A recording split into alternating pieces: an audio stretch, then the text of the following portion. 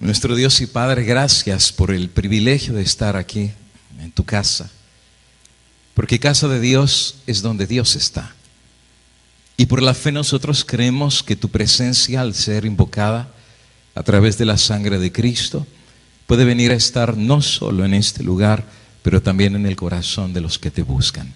Danos de tu bendición para que al estudiar este tema, mucho más que idea o conocimiento, pueda llegar a ser una verdad que en muchos les pueda traer liberación. Y que al ser libertados, la gloria no sea para una iglesia, ni para una persona, sino para el único que merece gloria eterna, que es Cristo Jesús. En ese sagrado nombre lo pedimos en esta noche. Amén, Señor. Amén. Estamos prácticamente listos para meternos a nuestra segunda presentación de esta noche. El día de ayer hacíamos una breve introducción a la temática que vamos a tener en nuestra segunda presentación el día de hoy. Mañana, si Dios nos da la vida, a la hora del culto de la mañana, y finalmente por la tarde tendremos la última presentación. Nuestro tema en general se titula Los secretos de la Virgen de Fátima. Y hablando acerca de la Virgen de Fátima, vamos a hacer una breve recopilación de lo que ya estudiamos el día de ayer como la base fundamental de nuestra presentación. Estudiamos ayer que en el año de 1917, hace exactamente 101 años, en la ciudad de Fátima, Portugal, existió una aparición sobrenatural que hoy en día millones la han tomado como una aparición legítima de nada más y nada menos que la bienaventurada Virgen María, a 3 pastorcillos que ella había escogido para darle 3 mensajes o 3 revelaciones que tenían que ver con cosas que estaban sucediendo y que iban a suceder en el mundo, y hablando también del disgusto de Dios por las cosas que estaban sucediendo con la humanidad, y un mensaje al arrepentimiento y a la consagración del mundo al corazón sagrado de María, según esta revelación. Estudiamos ayer el primer secreto, que tenía que ver con una visión del infierno. Los 3 pastorcillos, la Virgen les hace una revelación de las almas que se estaban quemando en el infierno. De hecho, en la visión que estudiamos el día de ayer, de esta primera revelación, vimos cómo los pastorcillos miraron las almas de los perdidos quemándose en el infierno, demonios, y los pastorcillos, la forma como los describieron, eran horripilantes, castigaban a las almas y había un dolor terrible de los que estaban ahí. En la visión, la Virgen anhelaba que nadie fuera a este lugar, y eso era parte de la razón de la visión, para que las personas se arrepintieran y no fueran castigadas en el infierno. La segunda visión, o el segundo secreto de Fátima, tenía que ver con la conclusión de la Primera Guerra Mundial y la amenaza de una posible Segunda Guerra Mundial. De hecho, la Virgen había pedido que por nombre y apellido Rusia fuera consagrada al corazón sagrado de María. Y de hecho estudiamos ayer que varios papas que habían recibido la tercera revelación o el tercer secreto se rehusaron a abrirlo y se rehusaron a informarle al mundo el contenido de este tercer secreto, porque decían que si el primero y el segundo había sido terrible, el tercer secreto era mucho más aterrador que los 2 primeros. Esto fue donde nos quedamos el día de ayer, la revelación del tercer secreto. Algunos en el seno de la Iglesia Católica han asegurado que el tercer secreto tenía que ver con una crisis que iba a venir en el seno de la Iglesia Católica, en el cual supuestamente la Iglesia se iba a desviar de la fe, una apostasía gigante iba a venir en la Iglesia Católica y el mismo demonio o Satanás habría de controlar la Iglesia bajo un antipapa. Por eso algunos papas se quedaron tan impactados de la posibilidad que ellos fueran a cumplir esta profecía. También había otros profetas como Nostradamus o también el mismo San Malaquías que habían dado algunas visiones anteriores a supuestos cambios y crisis que la Iglesia Católica iba a tener. Por ejemplo, en la visión de San Malaquías, que muchos en la Iglesia Católica lo aceptaron como un verdadero profeta, San Malaquías decía acerca de lo que venía sobre la Iglesia Católica, que la Iglesia habría de tener una persecución final, llamándole la Iglesia de Roma, y que en esta última persecución de la Iglesia habría de reinar un personaje que se llamaría Pedro el Romano, quien alimentaría su rebaño entre muchas tribulaciones, tras la cual, o después de esas tribulaciones, la ciudad de las 7 colinas, y todo el mundo coincide que las 7 colinas se refiere al Vaticano, porque tiene 7 colinas en donde fue fundamentado esta ciudad, pues la ciudad de las 7 colinas sería destruida y el juez terrible juzgará al pueblo al fin. Así que San Malaquías también coincide de que el Vaticano, la iglesia sería destruida, vendría una gran tribulación y Pedro el Romano, que algunos consideran que iba a ser el antipapa, iba a ser el último papa de la Iglesia Católica antes de su destrucción. Interesantemente, antes del Papa Francisco, el Papa Ratzinger era el pastor del rebaño católico. Pero para sorpresa de muchos católicos, Ratzinger tomó la decisión de renunciar a su cargo de papa. Y es muy curioso, porque los papas no renuncian a su cargo. Los papas se mueren y después nombran a un sucesor. Usted recuerda el caso de Juan Pablo II, cómo él estaba enfermo y ya hasta estaba en su silla con la cabeza agachada y las manos le temblaban, pero él seguía sentado y dirigiendo su rebaño católico hasta el día en que falleció. Pero Ratzinger no estaba así de enfermo, de hecho había escrito una encíclica apenas hacía poquito tiempo y todavía estaba en sus facultades y sin embargo decidió no seguir en el papado. Y entonces cuando él decide no seguir en el papado, el conclave, o que es la unión de los cardenales, se reunió a puerta cerrada para poder elegir el que iba a tomar el lugar de Ratzinger.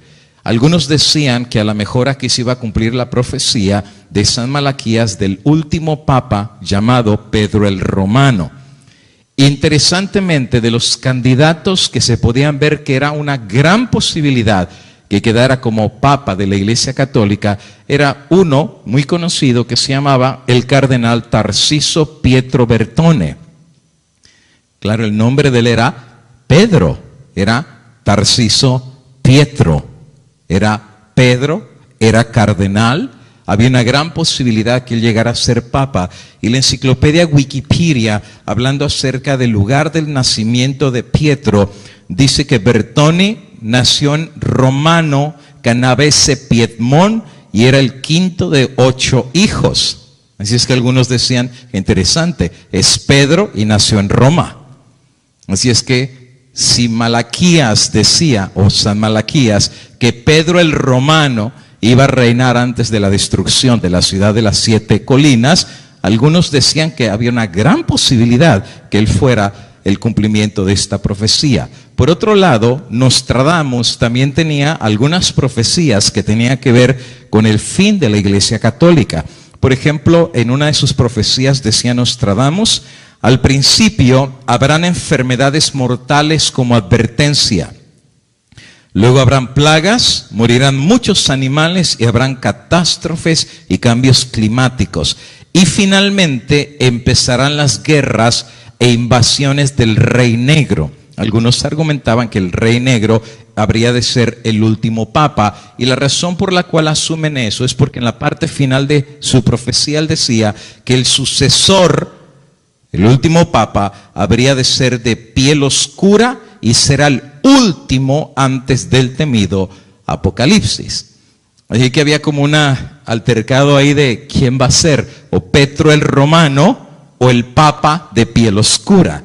Interesantemente, sí había dos cardenales que eran de piel oscura y que había una posibilidad que a lo mejor también fueran papas de la Iglesia Católica. Lo interesante es que nunca ha habido un papa de piel oscura, todos son blanquitos. Pero decía Nostradamus que el último sucesor sería de piel oscura y esa sería la señal que vendría el Apocalipsis tan temido. ¿Cuáles eran los dos cardenales que había en el conclave? Bueno, uno se llamaba Francis Arinze, era de Nigeria, cardenal, muy conocido, pero sobre él había otro cardenal de piel oscura que también era muy conocido, que se llamaba Peter Turkson, y él era de Ghana, y se llamaba Pedro, interesantemente, y era de piel oscura. Y era muy carismático, este cardenal era muy carismático y muy conocido en la Iglesia Católica. Así es que la elección del nuevo papa, después que Ratzinger decide no ser más papa, pues causó mucha expectativa, ¿no? Ya sea fuera Pedro el Romano o el de piel oscura antes del Apocalipsis. Pero finalmente cuando el conclave viene con la decisión de quién habría de quedar de papa, para sorpresa de muchos quedó uno que no era ni de Roma, ni era Petro, ni tampoco era de piel oscura.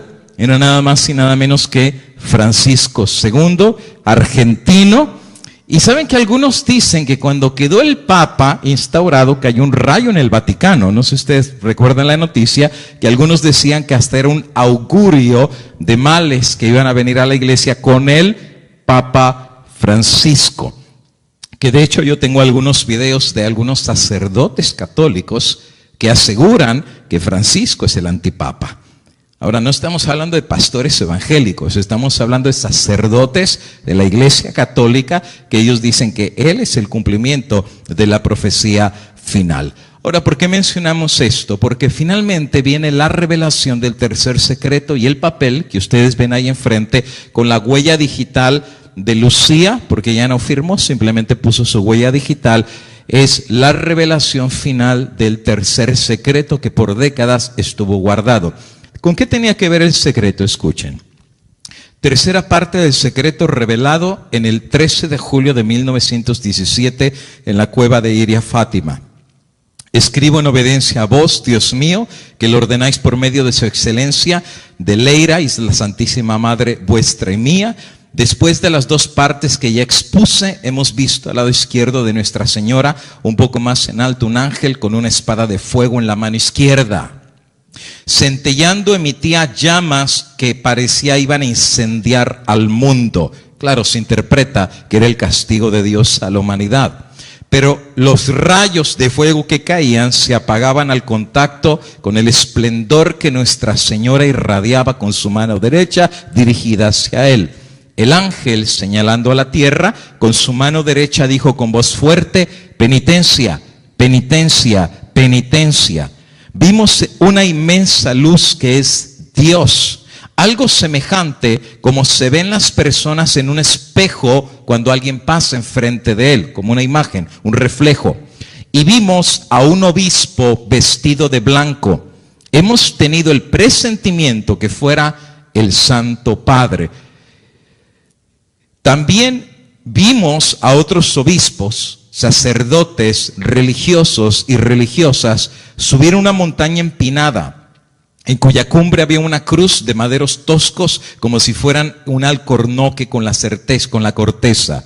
El Santo Padre, antes de llegar a ella, atravesó una ciudad medio en ruinas y medio tembloroso, con paso vacilante, apesadumbrado de dolor y de pena, rezando por las almas de los cadáveres que encontraba por el camino, y llegando a la cima del monte, postrado de rodillas a los pies de la gran cruz, fue muerto por un grupo de por un grupo de soldados que le dispararon varios tiros de arma de fuego y flechas, y del mismo modo murieron unos tras otros los obispos, sacerdotes, religiosos y religiosas y diversos personas seglares, hombres y mujeres de diversas clases y posiciones. Bajo los dos brazos de la cruz había dos ángeles, cada uno de ellos con una jarra de cristal en la mano, en las cuales recogían la sangre de los mártires y regaban con ellas las almas que se acercaban a Dios. Esta es la revelación del tercer mensaje, y aparentemente sí tenía que ver con un castigo a los líderes religiosos de la Iglesia Católica, comenzando con el Papa de Roma. El cardenal Bertone, el que les mencioné hace un ratito, se reunió con la hermana Lucía para ver si lo que ella había escrito antes de leérselo al Papa era veraz. Y claro, después hubo un comunicado en donde ella dijo sí, exactamente lo que escribí es lo que está en la carta, se lo puede leer al Papa de Roma. Así es que después de décadas el secreto fue libertado acerca de lo que vendría en el seno de la Iglesia. Estos son los 3 secretos que desde el año de 1917, por décadas, algunos se mantuvieron en oculto, y finalmente hace poco se sacó la revelación del tercer secreto. Ahora, la Iglesia Católica aceptó que estas revelaciones son de Dios. La Iglesia Católica, a través de su página del internet, ha declarado aceptable las revelaciones de Fátima. Y no solamente las ha decretado como aceptables y milagrosas, sino a los niños hasta los ha canonizado, para que tengas una idea, los ha hecho santos. Todo esto les di la referencia el día de ayer en la página del Vaticano. A pesar que hay muchos que son incrédulos, la posición de la Iglesia es que estos mensajes sí vienen de Dios. Claro, el Vaticano ya tomó esta decisión. Pero la pregunta con la que nos quedamos también el día de ayer es, ¿cómo saber nosotros como cristianos si estos mensajes, los 3 dados en 1917, tienen las credenciales divinas?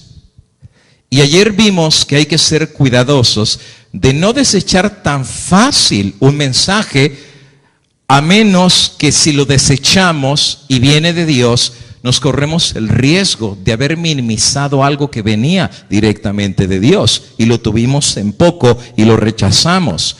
Pero también hay que ser cuidadosos de no aceptar cualquier cosa tan rápido como que viene de Dios. ¿Cómo saber con plena certeza y seguridad que cualquier persona, individuo, aún un ángel o una revelación de supuestamente la misma Virgen María, viene o no viene de Dios, sin ser incrédulos, pero tampoco sin ser cínicos y rechazar todo lo que se presenta delante de nosotros? Hoy voy a ver 5 reconocimientos de una forma rapidita acerca de la autoridad en fe y en doctrina para los cristianos. Pienso que esto es básico para poder entender si cualquier mensaje viene o no viene de Dios. La fuente de autoridad y la fuente de fe y doctrina para todo el cristiano, tenemos que estar en un común fundamento para poder nosotros hacer una determinación si algo viene o no viene de Dios, y para hacer estos reconocimientos que son claves para esta identificación, tenemos que colocar un fundamento seguro para saber la diferencia entre la verdad y el error. 5 reconocimientos, vamos a verlos de una forma rapidito. Primer reconocimiento. El primer reconocimiento es que la regla de fe y de doctrina, o sea, lo que nosotros creemos o lo que nosotros enseñamos como cristianos, es nada más y nada menos que la santísima palabra de Dios. Es como dice la Escritura, a la ley y al testimonio. Esto quiere decir que prefiero reconocer la voz de Dios a través de su palabra, aún, fíjate, aún que un sueño, aún que una visión, o aún que un hombre que venga diciendo, Dios me habló. No niego que Dios puede hablar. No niego que aún en el pasado Dios ha hablado a través de profetas, a través de sueños y a través de visiones. Eso lo vemos en todo el Antiguo y el Nuevo Testamento. Sin embargo, el libro de Isaías en el capítulo 8 y en el versículo 20, por inspiración divina, dice así el profeta: a la ley y al testimonio. La ley, nosotros entendemos que son los 10 mandamientos del Altísimo, el que escribió con su propio dedo en las tablas en el monte Sinaí. 10 mandamientos que son eternos y que son sagrados. Y dice el profeta que tiene que ser a la ley y al testimonio. Si la ley son los 10 mandamientos, ¿qué es el testimonio? El Señor Jesucristo en San Juan capítulo 5:39 nos dice cuál es el testimonio. Ustedes recuerdan el versículo: escudriñad las escrituras, porque a vosotros os parece que en ellas tenéis la vida eterna. Y fíjate, ellas, las sagradas escrituras, son las que dan testimonio de mí. Así es que dice el profeta: a la ley y al testimonio. ¿Cuál testimonio? El testimonio de las sagradas escrituras. Esto quiere decir que yo no puedo agarrar un libro aparte de los demás. El testimonio de las escrituras juntas son los que dan precisamente testimonio del Señor Jesús. Lo que Dios le reveló a Isaías no va a ser diferente a lo que Dios le reveló a Jeremías o a Daniel o a Habacuc o a Malaquías o Zacarías. El mismo espíritu que inspiró a los profetas del Antiguo Testamento es el mismo espíritu que inspiró a los profetas del Nuevo Testamento. Por eso Isaías dice: a la ley y al testimonio. No puede levantarse un profeta contradiciendo abiertamente lo que Dios ya le reveló a otros profetas, porque la Biblia dice que Dios no es Dios de confusión. Imagínate que Jeremías diga una cosa y Daniel otra cosa, y Moisés diga otra cosa y Elías diga otra cosa. Entonces nosotros como cristianos estaríamos confundidos a quién le creemos, porque uno dice una cosa y el otro dice otra cosa y el otro dice otra cosa, y terminamos en plena confusión. De hecho, la palabra confusión es Babilonia. Y Dios no tiene nada que ver con Babilonia. De hecho, Apocalipsis dice: salí de Babilonia, salí de la confusión, porque Dios es Dios de luz, Dios es Dios de claridad. Por eso, un argumento muy poderoso para nosotros los cristianos acerca de la Biblia es su consistencia. Que lo que Dios reveló a un profeta hace 3000 años, a otro profeta 2000 años después dice lo mismo. Y es un rompecabezas tan perfecto que muchos, aun cuando ven esa perfección de unidad, de comprensión y de pensamiento, a pesar que pasaron miles de años para ser escrita la palabra del Señor, hay una perfección que asombra a muchísimos. ¿Por qué razón? Porque este libro es mucho más que papel y tinta. La palabra de Dios es eso, la santa palabra de Dios. Es más, Cristo, hablando de esta palabra, dice que los cielos y la tierra habrían de pasar, pero su palabra no pasaría. La palabra, ¿sabes que han venido naciones y han caído naciones y la palabra de Dios permanece? Culturas han venido y culturas han pasado y la palabra de Dios permanece. Religiones se levantan y religiones desaparecen, pero la palabra de Dios permanece para siempre. Así es que por eso dice Isaías que si queremos nosotros conocer la verdad y el fundamento de nuestra fe, tiene que ser a la ley y al testimonio. Porque si no dijeren conforme a esto, quiere decir que si alguien se levanta y dice: pastor, ayer tuve un sueño y en este sueño Dios me habló y en este sueño Dios me dijo. Yo no niego que a lo mejor Dios le habló a través de un sueño, porque Dios ha hablado a través de sueños. Pero el sueño, la visión o la revelación que tú tienes no puede contradecir ni la ley ni el testimonio.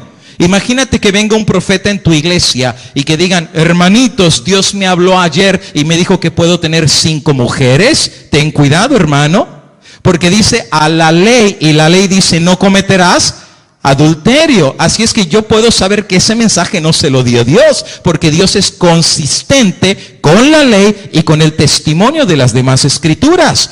Si viene algún pastor y dice: Dios me habló y me dijo que todos nos tenemos que morir para ir al cielo. Y déjame decirte a pastores que ha pasado esto. ¿Te acuerdas de Jim Jones en las Guyanas? Que dice que Dios le habló y que tenían que morirse y no hizo el Kool-Aid. ¿Recuerdas? Una palangana y le puso agua con veneno y se los dio a beber porque Dios le habló. E hicieron un suicidio masivo. ¿Y sabes qué es lo peor del asunto? Todo el mundo le creyó, más de 800 personas se murieron porque se levantó alguien diciendo Dios me habló. Ahora, hoy hay en día gente que dice Dios me habla.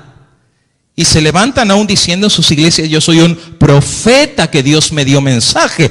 Pero el profeta Isaías, por inspiración de Dios, dice, a la ley y al testimonio. Cualquier mensaje que ellos traigan que no sea conforme a estas dos cosas, no les ha amanecido. Quiere decir que el mensaje de ellos, si no está de acuerdo a la ley y al testimonio, no trae luz, trae tinieblas. Y cuando tú estás en tinieblas, no puedes ver, eres como un ciego. ¿Y sabes la Biblia que dice de los ciegos? Que si un ciego guía a otro ciego, los dos van a caer ¿en dónde? En el pozo. ¿Por qué razón? Porque hay personas que no conocen. Ahora, hay gente que habla muy bonito. Hay gente que endulza el oído. Hay gente que la forma que ellos tienen de hablar mueven a las masas. Pero saben, en gran parte las masas tienen la culpa de seguir a líderes carismáticos, porque en vez de seguir a un líder, la gente debería seguir la santa palabra de Dios. No lo que dice el hombre, no lo que dice una mujer, que dice a la ley y al testimonio. De hecho, amigo y hermanos, si la gran mayoría de cristianos siguieran esta regla, de seguir lo que dice la Biblia y la ley de Dios y comparar todo con esas dos cosas, tantos errores se evitarían en el cristianismo. Tantos errores las iglesias evitarían aún de adorar hombres o adorar personas que dicen que tienen una directa comunicación con Dios, haciendo a un lado la santa palabra de Dios. Yo me recuerdo que había un hombre que decía que estaba tan lleno del Espíritu Santo, y la iglesia le creía, que decía que cuando él pasaba enfrente de hermanas, solamente con el poder que él tenía las embarazaba. Y la gente le creía a este supuesto profeta de Dios, porque sí hablaba muy bonito, Es más, algunos hasta se visten de blanco y la corbata blanca y hablan muy bonito y todo eso, y la gente les cree porque no lo compara el mensaje de ellos a la ley y al testimonio. Así es que nuestro primer reconocimiento para estar en un sólido fundamento y no ser engañados y saber si algo viene o no viene de Dios es a la ley y al testimonio. No le vayas a preguntar a tu pastor, pregúntale la palabra de Dios, estudia la palabra de Dios, conoce la palabra de Dios, y de esa manera tú vas a saber si algo viene de Dios o no viene de Dios. Segundo reconocimiento, hay que reconocer que las Sagradas Escrituras son inspiradas por Dios mismo. ¿Qué quiere decir eso? Que el mismo Espíritu que guió a todos los profetas del Antiguo Testamento es el mismo Espíritu que también inspiró a los profetas del Nuevo Testamento. Y si es el mismo Espíritu, no puede haber contradicciones. No es que un profeta contradiga al otro y el otro contradice al otro. No. Dios no es Dios de confusión, porque es el mismo Espíritu que los inspiró. Segunda de Timoteo 3, 16 y 17, hablando de esto, San Pablo dice que toda la Escritura, no solo el Antiguo Testamento, pero también el Nuevo Testamento, es inspirada por Dios. De hecho, el apóstol Pedro, hablando de esta inspiración, dice que fue el Espíritu de Cristo, el Espíritu de Dios, que habló a estos santos varones. Ayer estudiamos que el profeta no se llama a sí mismo, Dios llama al profeta. Y la carga tan grande que el profeta tiene en la revelación que Dios le da, que a veces había profetas que hasta eran desmayados cuando Dios les hablaba. Dice que perdían las fuerzas y se caían como en un sueño profundo. Y sabes que muchas veces algunos profetas, cuando Dios les daba revelación, ni siquiera entendían lo que Dios les estaba revelando. De hecho, a veces Dios les tenía que mandar un ángel para explicarles la visión o la revelación que había recibido. Pero Dios los escogía. Él sabía a quién llamar. El profeta no se escogía a sí mismo. No era como que tú te levantas el día de hoy en tu casa diciendo, Señor, Señor, hoy soy profeta. Tú no te puedes llamar. Él es el que toma la decisión de llamarte, así como Dios llamó a los profetas, y lo que les habló por inspiración vino por el Espíritu Santo. Ahora, esta palabra que es inspirada por Dios. ¿Por qué es importante reconocer esto? Porque tú no puedes hacer un lado la palabra de Dios. No puedes agarrar el pedacito que te conviene y el que no lo haces un lado. No, si todo es palabra de Dios, tienes que recibir toda la palabra de Dios.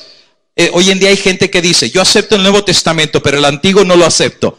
Entonces está rechazando la palabra profética de Dios en el Antiguo Testamento. Es más, tú sabes que la llave para abrir los secretos del Nuevo Testamento es el Antiguo Testamento. Si tú no estudias el Antiguo, no puedes entender el Nuevo. Por cierto, cuando Cristo dijo en Juan 5:39, escudriñad las Escrituras porque en ellas tenéis vida eterna, ¿de qué Escrituras está hablando? ¿Del Nuevo o del Antiguo Testamento?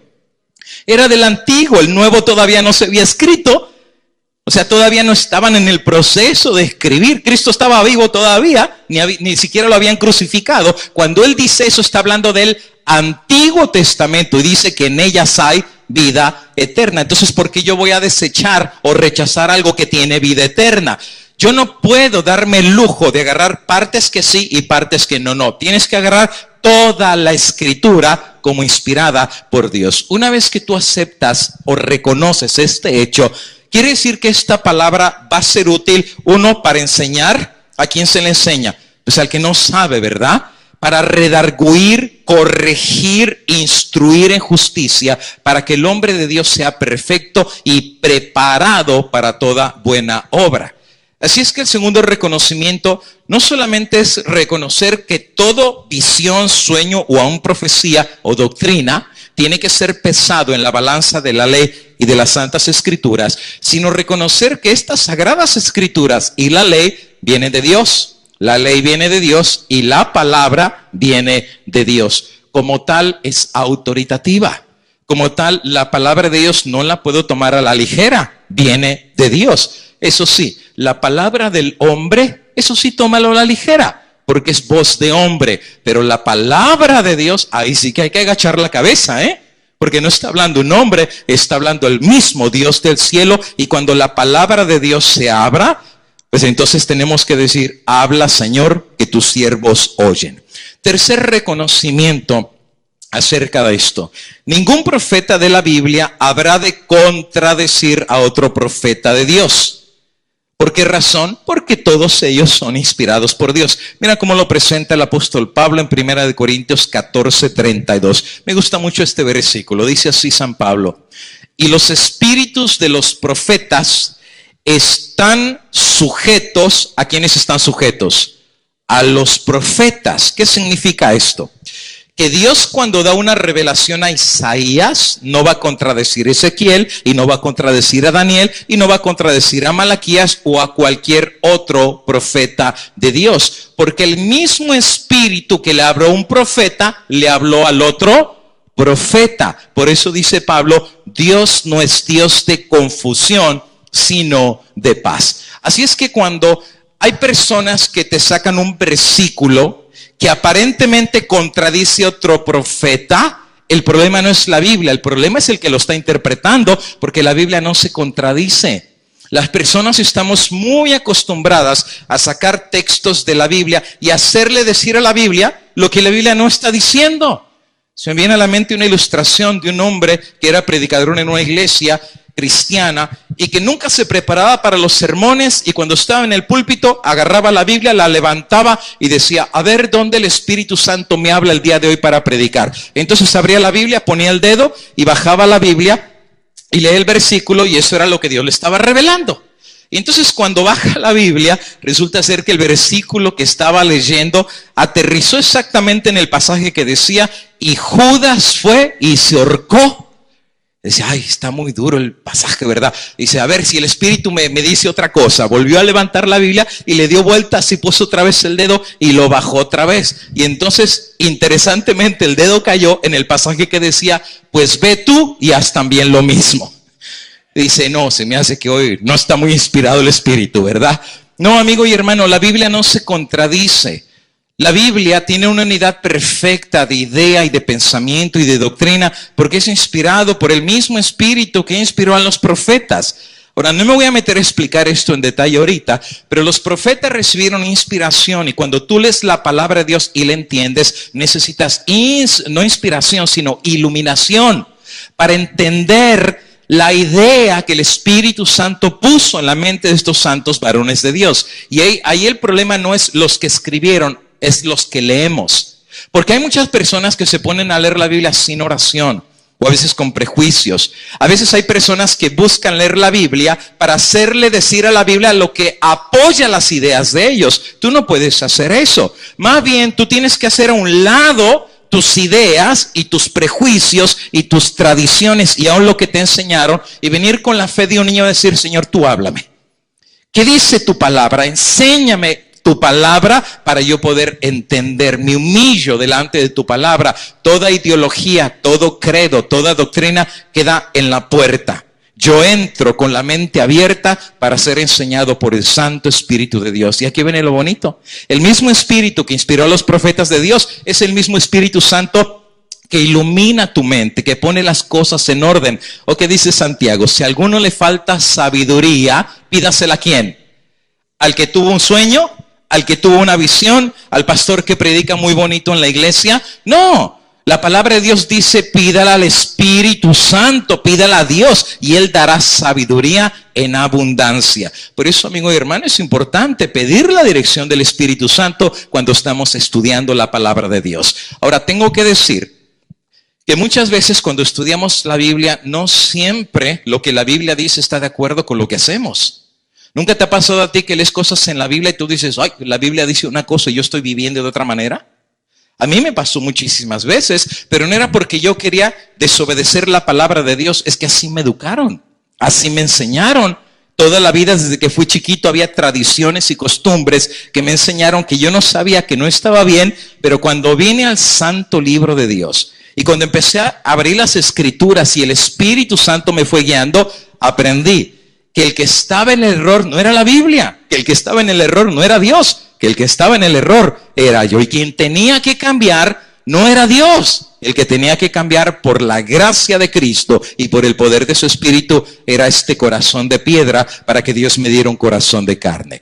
Ahora dice el texto que los espíritus de los profetas se sujetan a los profetas porque Dios no es Dios de confusión.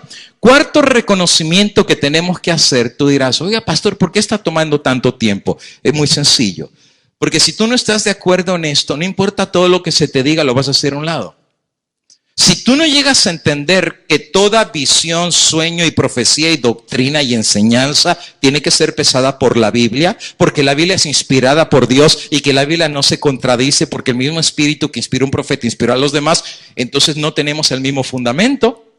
Yo he tenido algunos debates con personas de otras iglesias que he aprendido que muchos de ellos dicen creer en la Biblia, pero cuando finalmente la Biblia habla, la hacen a un lado.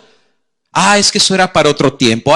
Y empiezan a hacer como la Biblia a un lado en vez de aceptar la palabra de Dios tal y como está. Me recuerdo que una vez estudiaba con una señora y con su familia y llegamos al punto de estudiar acerca del sábado. Me recuerdo que estudiamos todo lo que era el Antiguo Testamento, el Nuevo Testamento, y llevábamos más de 60 versículos que habíamos estudiado. Y entonces la señora me detuvo y me dijo, ya, déjele ahí. Yo creo que está muy claro en la Biblia cuál es el verdadero día de reposo. Está muy claro, ya lo hemos estudiado. Y entonces yo dije, alabado sea el nombre de Dios, porque brilló la luz del Señor, ¿no? Lámpara es a mis pies, tu palabra y lumbrera mi camino. Pero entonces la señora me dijo algo muy curioso. Mira lo que me dijo. Me dice, sí, es claro lo que dice en la Biblia, pero déjeme primero preguntarle a mi pastor a ver qué dice él. Entonces, ahí sí que yo me rasqué la cabeza, porque digo, oiga señora, qué curioso, ¿no? Dios le habló en su palabra y usted lo leyó, texto sobre texto sobre texto, esa es la palabra de Dios, y ahora usted le tiene que preguntar al hombre si lo que Dios dice está en lo correcto. Oiga señora, ¿no debería ser al revés? Que más bien todo lo que el hombre dice hay que preguntarle a la Biblia si está en lo correcto. Nos han educado completamente al revés. Hay que preguntarle al sacerdote, hay que preguntarle al pastor, hay que preguntarle al erudito si lo que Dios dice en su palabra es verdad o no es verdad. Es que la Biblia es tan difícil de comprender. No, amigo y hermano. La Biblia dice que hasta un niño puede entender la palabra del Señor. O hay que tener una maestría para entender el versículo que dice no matarás o no robarás, o entender lo que dice no codiciarás los bienes de tu prójimo. La Biblia es clara, es sencilla cuando el corazón está dispuesto a obedecer la santa palabra de Dios. Mira que dice el apóstol Santiago acerca de esto. Pero sed hacedores de la palabra y no tan solo oidores, engañándoos a vosotros mismos. Y sabes que muchos entran en esta categoría. Hay gente que escucha la verdad de la palabra de Dios, clara, resplandeciente, cristalina como el agua, pero ¿sabes qué? Les entra por uno y les sale por el otro. Porque no está de acuerdo a su estilo de vida, porque no está de acuerdo a lo que les enseñaron, o no está de acuerdo a cómo los educaron. Y hay gente, sabes, que yo me he encontrado, que cuando la Biblia les habla, ¿saben qué dicen? Así nací y así me voy a morir. Oiga, pero la Biblia, pues sí, pero así me enseñaron. Y no importa lo que diga la Biblia, es tan enraizada su filosofía y su forma de pensar que aún la Biblia la hace en un lado.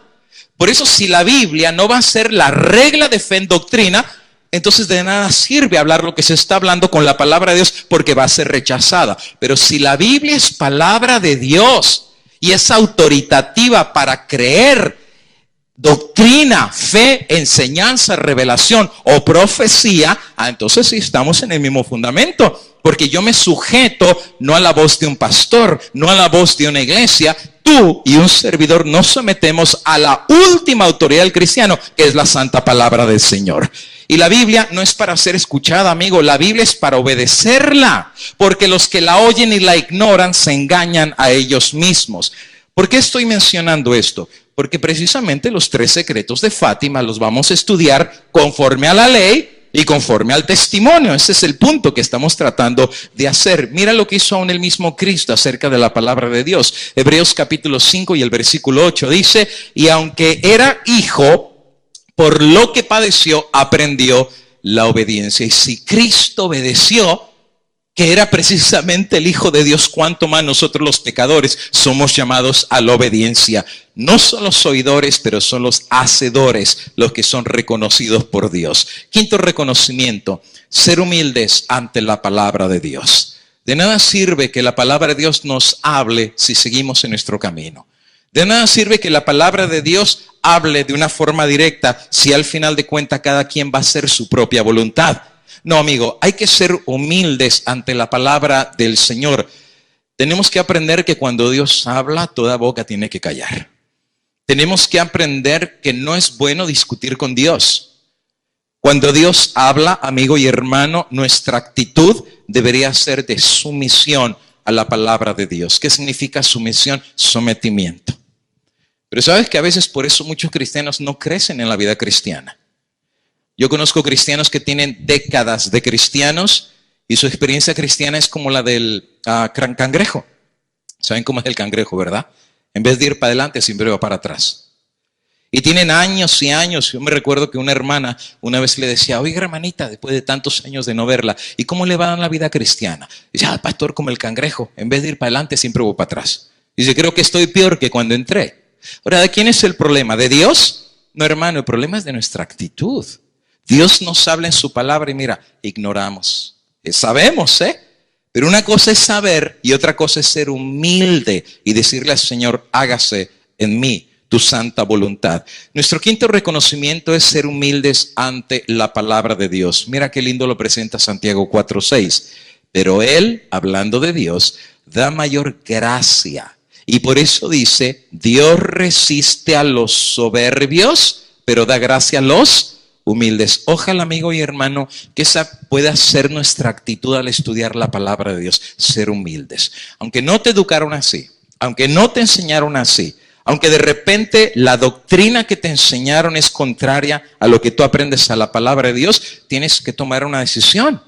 O lo que te enseñaron, la santa palabra de Dios. Y si tú eres humilde delante de Dios: Señor, a mí me educaron así.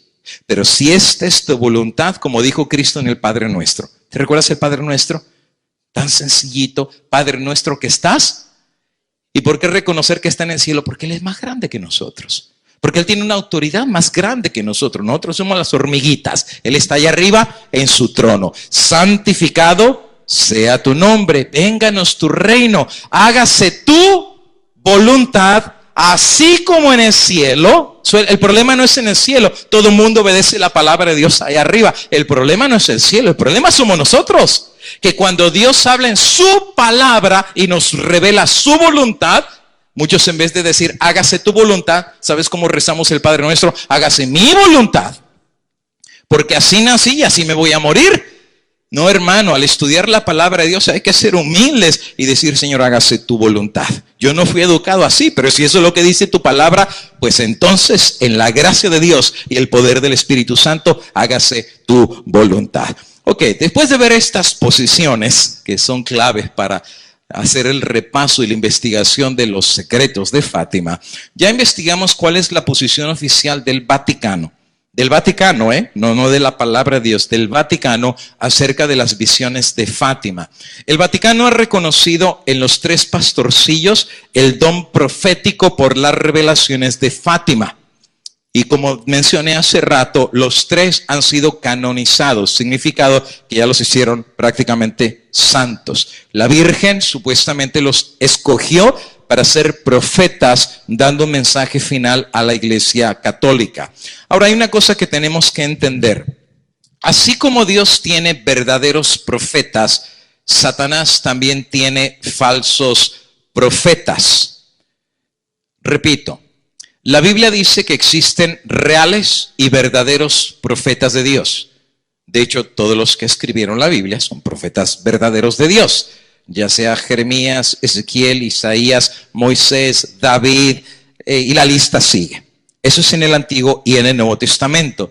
Pero la Biblia también nos testifica que han existido y existirán hasta la venida de Cristo falsos profetas. Fíjate, se van a llamar profetas, pero también va a haber falsos profetas. Ezequiel 13, 2 y 3 dice Dios, hablando de estos falsos profetas: Hijo de hombre, profetiza contra los profetas de Israel que profetizan, y di a los que profetizan de su propio corazón: oíd palabra de Jehová.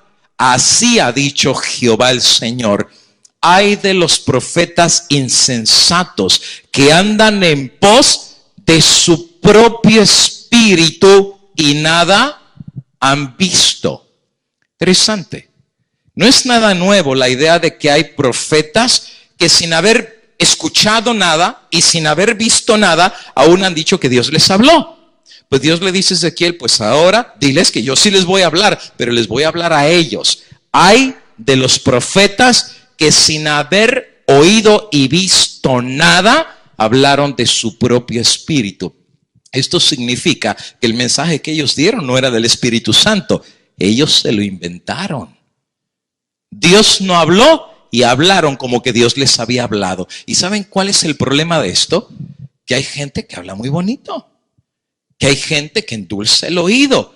¿Y saben cuántas ovejas están dispuestas a escuchar a cualquiera que habla bonito sin pesarlo a través de las Sagradas Escrituras? Pues esto pasó aún en el mismo pueblo de Israel. Profetas insensatos que andaban tras su propio espíritu. Y sigue diciendo Dios: tú, hijo de hombre, pon tu rostro contra las hijas de tu pueblo, que profetizan, fíjate qué interesante, por su propia inspiración, profetiza contra ellas. No solamente hay profetas falsos varones, también hay falsas profetisas. Y dice que estas profetisas profetizaban no por la inspiración del Espíritu de Dios, sino por su propia inspiración. Ahora, si un profeta habla de su propia inspiración, tú no puedes decir que es palabra de Dios, porque Dios nunca les habló. Por eso tú vas a notar que siempre en la Biblia los profetas de Dios dicen: y me vino palabra de Jehová. Y me dijo: hijo de hombre, levántate, escribe. Y él se levantó y le mostraba cosas. Y siempre decían: me vino palabra de Dios, me vino palabra y Dios me habló y se me apareció en un sueño. O Daniel, ¿verdad? Estaba en las visiones de la noche. O sea, siempre revelaban que Dios les estaba hablando. Pero había mujeres que se llamaban profetas, pero hablaban de su propia inspiración. Y Dios dice, pues ahora profetiza, pero profetiza contra ellas. Deuteronomio capítulo 18 y el versículo 2. Dios le habla a Moisés acerca de estos falsos profetas y mira lo que dice. Pero el profeta que hable con presunción en mi nombre, una palabra que yo no le haya mandado hablar, o que hable en el nombre de otros dioses, ese profeta, que tenía que pasar con él, morirá. Oye, si esto se aplicara hoy en día con muchos que se llaman profetas y Dios nunca les habló y se los apedrearan como lo hacían en el pasado, muchos se la pensarían antes de decir que son profetas, Porque hoy en día cualquiera se llama profeta. Tú escuchaste, y me puedo amanecer hoy hablándote de un montón de profetas en todos lados. Entonces apenas acabo de ver en el internet un profeta que llegó a un lugar que decían que era tan santo el profeta que no podía pisar el suelo. ¿Y saben qué hacen sus seguidores? Todo el mundo se ponía acostado en la tierra para que él se bajara del avión pisando arriba de ellos, porque la tierra era tan mala y él era tan sagrado que ni siquiera podía pisar la tierra. Oye, si el mismo Cristo anduvo pisando la tierra empolvorida de este planeta, ¿de cuándo acá un hombre pecador se dice que es tan santo que tiene que pisar en el cuerpo de sus seguidores? Ahora, hay gente hoy en día que se llama profeta, pero Dios no les ha hablado. Y no dudo que a lo mejor Dios pueda hablar a través de alguien, pero recuerda, a la ley y al testimonio. Pero el profeta, dice Dios, que hablare palabra que yo no le mandé, ese profeta morirá. Mateo capítulo 24 y el versículo 24, ahora el Señor Jesús dice de una profecía de levantamiento de falsos profetas antes de su venida. Y dice así, porque se levantarán no solo falsos profetas, sino falsos cristos. Y aun estos falsos cristos y profetas mostrarán grandes señales y prodigios. A ver, vamos a analizar un poco lo que dice el texto bíblico. Tú sabes que hoy en día hay muchas personas que creen que hay personas que son profetas porque estos profetas o profetizas hacen milagros. Es más, tú sabes que hoy en día las iglesias se abarrotan y se llenan. Es más, hay iglesias hoy en día tan abiertas que dicen en el título de su iglesia, venga la iglesia por su milagro. Así dicen, venga por su milagro, como que ya el milagro está preparado porque hay hombres que tienen tanto poder que la enfermedad que tú tengas te la quitan. Por eso dicen, venga por su milagro. Bueno, y hay gente que dice, no, pero es que yo vi el milagro. Y si vi el milagro, eso ha de ser de Dios. ¿Y tú cómo sabes que eso viene de Dios? ¿Qué acaso tú no sabías que la Biblia dice que aún los demonios pueden hacer milagros? Es más, aún dice el mismo Cristo que muchos falsos, y por eso lo puse en amarillo, falsos profetas mostrarán señales y prodigios. Así es que ten cuidado, porque un prodigio y un milagro no necesariamente tiene que venir de Dios. Eso sí, los verdaderos profetas de Dios hicieron también milagros. ¿Te recuerdas de Pedro? Que dice que hacía tantos milagros que ponían a la gente enferma en la calle. Cuando Pedro pasaba, la sombra de Pedro tocaba a los enfermos y los sanaba. ¿Recuerdas tú el apóstol San Pablo que un día predicó un sermón largo en una casa, verdad? Y había un muchacho que estaba sentado junto a la ventana y como el sermón se alargó, se quedó dormido el muchacho, se cayó por la ventana y se murió. ¿No es verdad? Y entonces, ¿qué hizo el apóstol Pablo? Bajó las escaleras, fue donde estaba el muchacho que había fallecido y lo resucitó. Así es que los verdaderos profetas también pueden hacer milagros, pero también los falsos. Y eso lo dice Cristo, harán grandes señales y prodigios para engañar, de ser posible, aún a los escogidos. Ahora, ¿por qué los van a engañar? Porque va a haber muchos cristianos que cuando vean el milagro van a interpretar que viene de Dios sin pesarlo a la luz de las Sagradas Escrituras. Y ahí ten cuidado. Tú no puedes evidenciar algo que viene de Dios solamente porque pasó un milagro. ¿O acaso los brujos de Egipto tampoco hacían milagros? ¿Por qué creen que no lo creían a Moisés? Tiró la vara y se hizo serpiente y dijo el faraón, el truco está bueno, pero lo sabemos hacer también acá en Egipto. Y trajo los brujos e hicieron lo mismo. brujos, señales y encantamientos. El diablo también los puede hacer. Así es que yo no puedo basarme que algo viene de Dios solo porque pasó un milagro. Más allá de la señal del milagro, el milagro y la señal más grande del cristiano no va a ser lo que ve, sino lo que oye por la santa palabra de Dios. ¿O acaso no le dijo el diablo a Cristo, estas piedras haz que se conviertan en pan? Y Cristo lo podía hacer, pero ¿qué le dijo el Señor Jesús? El hombre no vivirá de solo de pan, sino ¿de qué? De toda palabra que sale de la boca de Dios. Cristo estaba claro. Cristo sabía que nuestra espada de defensa es la espada de la palabra de Dios. Y sí que es una espada, porque está doblemente afilada. Y esa espada puede romper toda falsa doctrina, enseñanza y aún contradecir a todo falso profeta. Y de hecho, déjame decirte que muchos de los apóstoles tuvieron que vérselas con falsos maestros, enseñadores y profetas en el Nuevo Testamento, pero los vencieron con la santa palabra de Dios. Y es lo mismo que tenemos que hacer en día de hoy.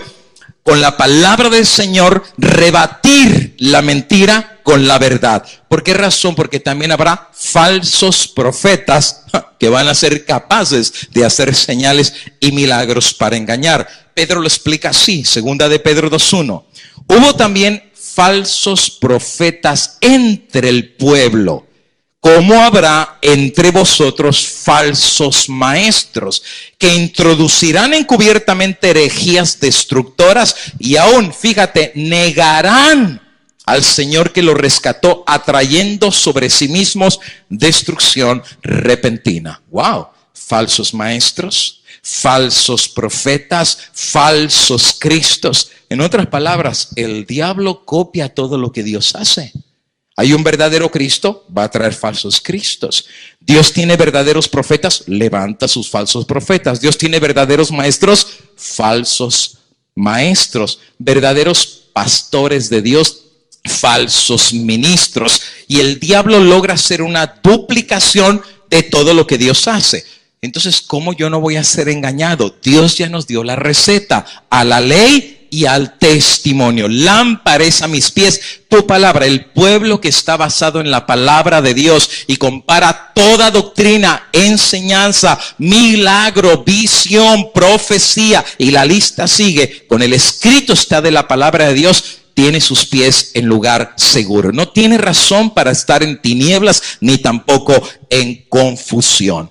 Hay forma de reconocer entre quién es el profeta falso y quién es el profeta verdadero, porque uno se levanta diciendo Dios me habló y hasta hace milagros para dejar saber que viene de Dios. ¿Cómo yo puedo saber que verdaderamente ha sido levantado un profeta de Dios? Bueno, hay más de 10 características de un verdadero profeta en la Biblia. Y estas características Dios mismo nos las ha dado y las vamos a revisar en la Biblia. Son 10, pero esta noche solamente voy a ver 5 de estas características con vosotros. Primera característica: su mensaje está de acuerdo con los profetas de toda la Biblia. Esto es clave. Si alguien viene de parte de Dios, no va a contradecir lo que dice la Biblia. No va a contradecir a los profetas. Si es que Dios le habló, pues es el mismo espíritu que alabó a los profetas de la Biblia. No puede haber contradicción. Si cualquier profeta, soñador o gente que tenga visiones se levanta con un mensaje y contradice abiertamente lo que dice la palabra de Dios, banderita roja. No es buena señal, no viene de Dios. Tú no puedes contradecir al mismo espíritu que inspiró a los santos hombres de la Biblia. El texto, Isaías 8:20, a la ley y al testimonio. Si no hablaren conforme a esto, no les ha amanecido. Primera de Corintios 14:32, si los espíritus de los profetas están sujetos a los profetas, porque Dios no es Dios de confusión, sino de paz. Primera característica: estarán sujetos a la santa palabra de Dios que nos ha sido revelada. Interesantemente, en el primer secreto de la Virgen de Fátima, se recibe una visión del infierno dado a los pastorcillos. De una forma rapidita voy a revisar lo que dice el texto. La Señora nos mostró un gran mar de fuego que parecía estar bajo la tierra. hundidos en este fuego, los demonios y las almas como si fueran brasas transparentes y negras bronceadas. Flotaban en el incendio, llevadas por las llamas que de ellas mismas salían juntamente con nubes de humo, cayendo para todos lados, semejante al caer de chispas en grandes incendios. En otras palabras, la primera visión tiene que ver, uno, que existe un infierno. Y número dos, que hay almas que se están quemando en el infierno porque están siendo castigadas en ese infierno. Bueno, esto es lo que la Virgen le dio a los pequeñitos, ¿no es verdad? Esa fue la revelación que la Virgen, me imagino que vino de Dios, le dijo a los pastorcillos: escuchen, hay un infierno y la gente se está quemando en este infierno. ¿Existe en este momento, querido amigo y hermano, un infierno donde la gente se está quemando? Bueno, depende a quién le preguntes, porque si tú le preguntas a la primera visión de Fátima, Fátima dice que sí. Eso fue la visión primera que presentó. Sí hay un infierno, y en ese infierno, en este momento, las almas de los pecadores se están quemando y quienes están torturándolo son los demonios. Bueno, eso dice la visión de Fátima. La pregunta es, ¿qué dice la palabra de Dios? Solamente algunos textos para ver cuál es la perspectiva divina. Escuchen. En 2 de Pedro, capítulo 2 y el versículo número 9, el apóstol Pedro dice: ¿sabe el Señor librar de la tentación a los piadosos y reservar a los injustos para ser castigados? ¿Cuándo van a ser castigados los malos, los impíos, los injustos, según el apóstol Pedro? Bueno, dice que van a ser castigados en el día del juicio. Yo solo estoy leyendo el texto, ¿ok? A la ley y al testimonio. Ahora, antes de que ellos sean castigados en el día del juicio, Dios a los malos los reserva. ¿Qué significa la palabra reservar? Por ejemplo, cuando tú me invitas a tu casa y me das de comer, y al final tienes un postre rico, pero la comida estuvo tan buena que yo ya no puedo comer nada más, y me dice: pastor, quiero un postrecito. Y yo le digo: mire, ya no puedo porque ya estoy lleno, pero ¿qué tal si me aparta o reserva ese pedacito para después? ¿Qué significa apartar o reservar? ¿Me lo estoy comiendo ahí mismo? No, simplemente lo estoy poniendo aparte para después, ¿qué? Comérmelo. Ahora, Pedro dice que a los malos, ahí está, injustos, Dios los reserva. Quiere decir que los pone aparte para después ser castigados. ¿Y cuándo va a castigar Dios a los malos? En el día. Así es que Pedro está muy claro en decir que sí, los malos van a ser castigados, pero Pedro es muy claro en decir que el día del castigo, en otros pasajes no se le dice castigo, en otros pasajes se le dice la recompensa de castigo, será en el día del juicio. En San Juan capítulo 12 y el versículo 48, ahora no lo dice Pedro, pero lo dice el mismo Cristo Jesús, hablando acerca del día del juicio, dice: el que me rechaza y no recibe mis palabras, ya tiene quien le juzgue. La palabra que he hablado, ella le juzgará. ¿En qué día le va a juzgar? En el día postrero. Ok, me voy a regresar a lo que decía Pedro, porque Pedro dice que los malos van a ser castigados en el día del juicio. ¿Ok? Ahí está, van a ser castigados, pero antes de eso Dios los reserva o los aparta para después castigarlos. Cristo en San Juan 12:48 dice que los que han negado a Dios y a su palabra y no hicieron la voluntad de Dios, entonces van a ser juzgados, pero van a ser juzgados en el día postrero. ¿Cuál es el día postrero? ¿Qué significa la palabra postrero?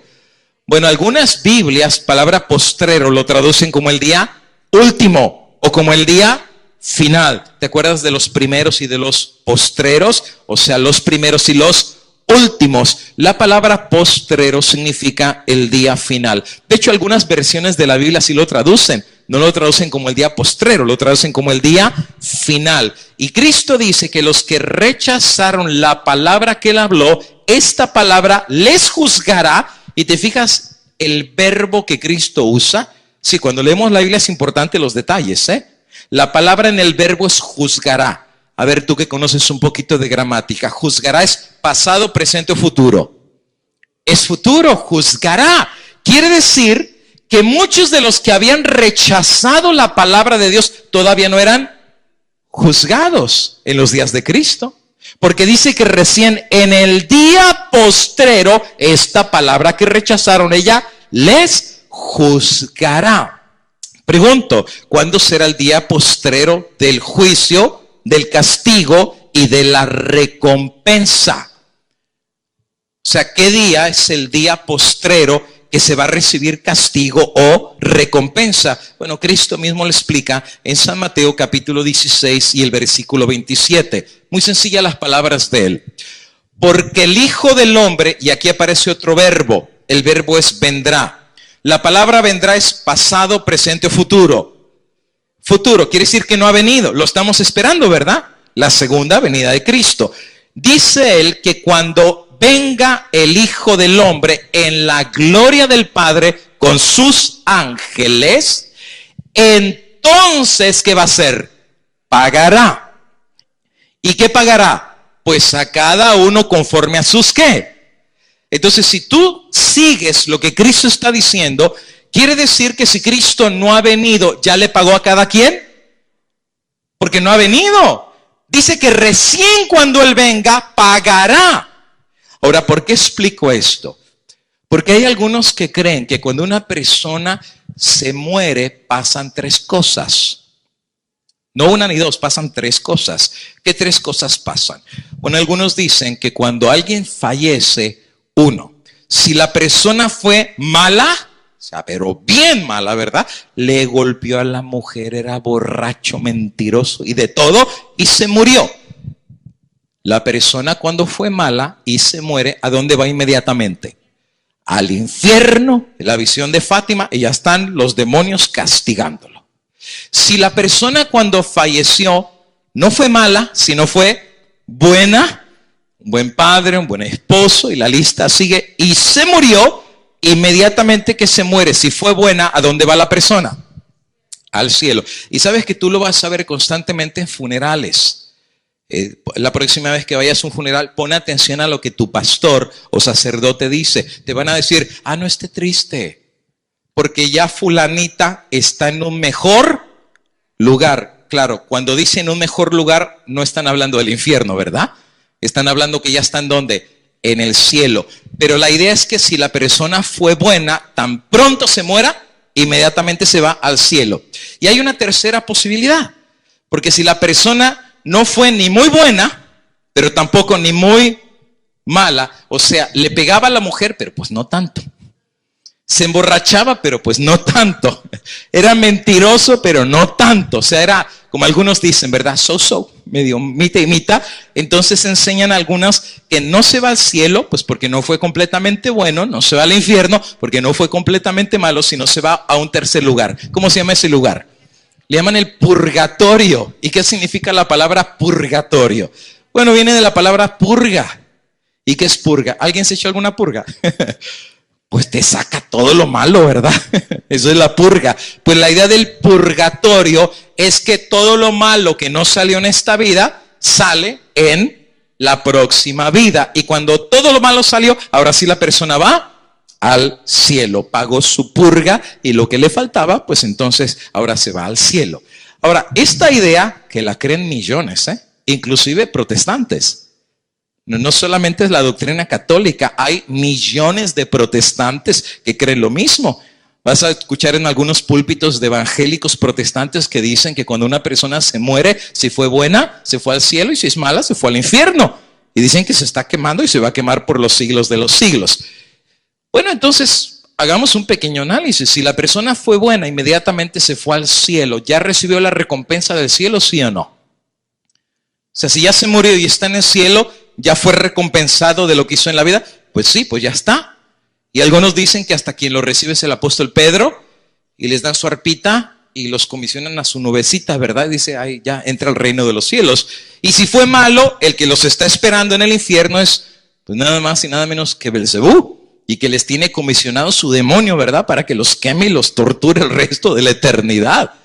Si tú no me lo crees, tú sabes que hoy en día en la iglesia católica, hoy en día, en el año 2018, todavía en la iglesia se hacen misas por los muertos. Las misas por las ánimas que están en el purgatorio. Hoy en día. Solo para que veas cuán real es la doctrina que cuando alguien se muere o se va al infierno, se va al cielo o al purgatorio. Bueno, si alguien ya murió y se fue al cielo, pues obviamente si está en el cielo, ya lo juzgaron y fueron decretados dignos de la vida eterna, ya están allá. Pero si alguien se murió y se fue al infierno, obviamente lo juzgaron que era malo y pues ya se está quemando allá. Quiere decir que el día de la recompensa, según esta doctrina, es cuando alguien se muere. Porque tan pronto tú te mueres, o te recompensan con la vida eterna, o te recompensan con el fuego del infierno o el purgatorio. Sin embargo, claro, eso es lo que se enseña. Pero mira qué interesante es lo que Cristo vivo enseña en su palabra. Y Cristo dice que cuando el Hijo del Hombre vendrá, futuro, en la gloria del Padre con sus ángeles, entonces pagará. Esto significa que hasta que Él no venga, nadie se le ha pagado. A menos que Cristo esté completamente diciendo otra cosa. Pero si yo tomo la palabra de Dios como está, a la ley y al testimonio, Cristo dice que recién cuando Él venga con los ángeles de Dios y en la gloria del Padre, entonces pagará a cada uno conforme a sus obras. Eso significa que todavía nadie ha sido pagado conforme a sus obras. Es más, San Mateo capítulo número 13 y el versículo 40, Cristo sigue diciendo, de manera que como se arranca la cizaña, ¿te acuerdas el campo que se sembró el trigo, pero un enemigo sembró la cizaña? Y vienen los labradores y dicen, maestro, cortamos la cizaña. Y Cristo dice, no, dejen que crezcan juntos hasta el tiempo de la cosecha. Cuando Él explica qué significa esta parábola, mira su explicación. De manera como se arranca la cizaña y se quema en el fuego, así será cuando en el fin del mundo enviará el Hijo del Hombre. ¿A quién va a enviar? A sus ángeles, y recogerán de su reino a todos los que son de tropiezo y los que hacen iniquidad, y los echarán en el horno de fuego. Allí será. Y te fijas, todos los verbos son a futuro. Vendrá, será, pagará, recogerá. Ahí será el lloro y el crujir de dientes. Y eso es recién cuando Él regresa. Entonces, ¿de dónde sale la idea que cuando una persona se muere, ya está en el lloro y el crujir de dientes porque lo están quemando bien crunchy? Y lo están asando por los dos lados desde el día en que se murió. Cuando Cristo dice que el lloro y el crujir de dientes recién es cuando Cristo viene en el fin del mundo. Sigue diciendo versículo 49-50, ahí mismo de Mateo 13. Así será al fin del mundo. Más claro no puede ser, amigo y hermano. Algunos interpretan, es que el fin del mundo es el fin de cuando alguien se muere. Bueno, tú lo puedes interpretar como quieras, pero el texto claramente dice el fin del mundo. Saldrán los ángeles y apartarán a los malos entre los justos. Así es que no está hablando cuando alguien se muere en el panteón, porque el que se murió es uno. ¿Cómo los van a apartar si el que se murió fue uno? No, claramente el texto dice que cuando Cristo regresa, se apartarán a los malos de los justos, los echarán en el horno de fuego, y ahí será el lloro y el crujir de dientes. Según la doctrina católica, cuando una persona muere pasan precisamente estas tres cosas. Cuando la persona es buena, la recompensa es inmediata y se va al reino de los cielos. Si la persona es mala, la recompensa es inmediata y se va ipso facto al infierno para ser quemado. Y si fue más o menos o tuvo deuda pendiente, se va al famoso purgatorio. Eso es lo que dice la doctrina católica. Pero la palabra de Dios de una forma clara dice que la recompensa va a ser recibida en la segunda venida de Cristo. Y es más, te voy a dar un pasaje más, que es un pasaje que es tan claro que a veces uno viéndolo enfrente uno no lo quiere ver, porque a veces a uno le han metido tantas ideas que ya se le ha quedado tan tan pegada en la cabeza que desarraigar esa idea a veces cuesta, pero recuerda que la Biblia es para enseñar, corregir y para instruir. Pues entonces dejemos que la Biblia hable.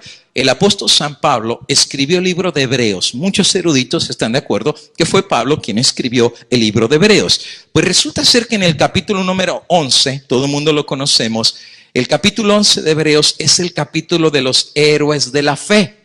Y saben que prácticamente todos ellos ya se murieron. Y da una lista grande el apóstol San Pablo. Mira con quién comienza.